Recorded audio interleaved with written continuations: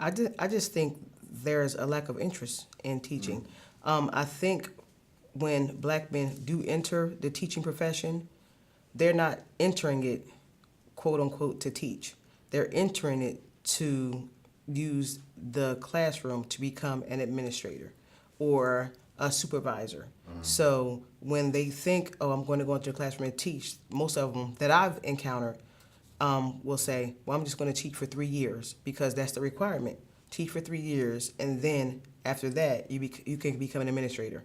So while they're in the classroom teaching, they're going back to school to get their degree in administration in order to then leave the classroom. I just don't think there's an interest in them teaching.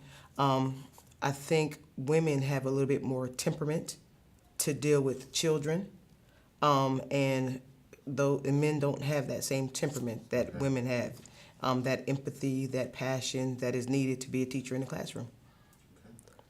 I do see men in the profession and using it more as a vertical movement, a way of moving to administration or to supervisory roles or even higher education more than your early education. But I think the reason for that is the low salary. I think salary really plays a role because once you are in, again, the earlier side of education, you're not making as much as you can grow in higher education.